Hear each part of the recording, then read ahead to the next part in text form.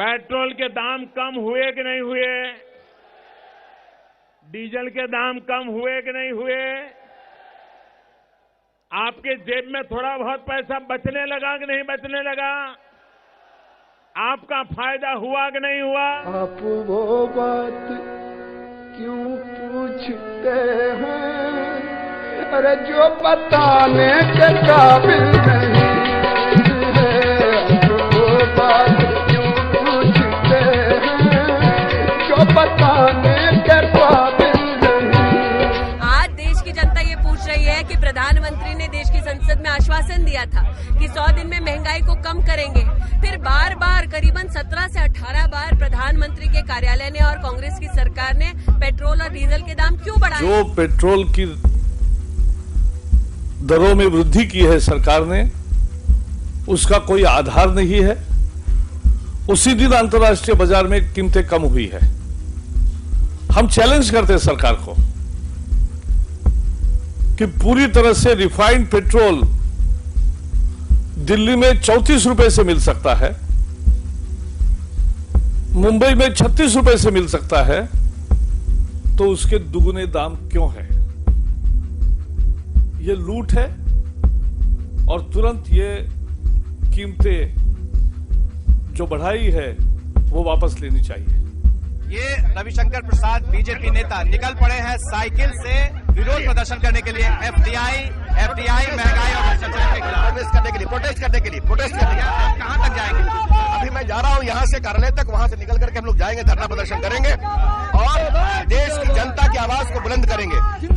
पूरे महंगाई बंद को इतना समर्थन मिल रहा है। नहीं, आप ये बताइए कि बिहार में जो आप साइकिल पर चल के निकल रहे हैं, इसका क्या मैसेज जाएगा? ये आप क्या बताना चाहते हैं कि अब हम इसमें लोकतंत्र में प्रकाश जी प्रतिरोध करना हमारा अधिकार है। तो जनता की पीड़ा को आज इसके माध्यम से उजागर करने की कोशिश कर रहे हैं। आप डीजल बढ़ा रहे हैं, बस का यात्रा बढ़ेगा, मतलब सब्जी अनाज सबका जो आवागमन हो महंगाई बढ़ेगी।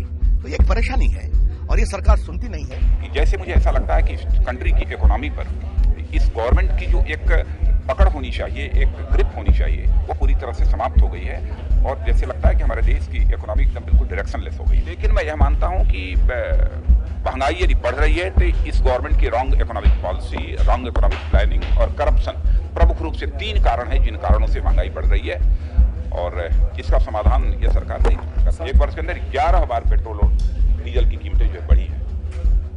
मैंने स्वाभाविक है, पेट्रोल और डीजल की कीमत जब बढ़ती है तो जो दैनंदिन उपभोग की जो वस्तुएं हैं, यानी एसेंशियल कमोडिटीज जिसे बोलते हैं, उनकी भी कीमतें स्वाभाविक रूप से बढ़ती हैं और उसका खामियाजा सर्वाधिक यदि किसी को भुगतना पड़ता है तो जो मध्यम वर्गीय परिवार के लोग हैं उन्हें भुगतना पड़ता है। जो गरीब हैं, जो किसी तरीके से 10 रुपया 20 रुपया प्रतिदिन की कमाई करते हैं, मैंने उनका तो जीना दूभर ही नहीं होता है, बल्कि सचमुच उनके लिए तो आज देश में आर्थिक आपातकाल की स्थिति बना दी है इस सरकार ने।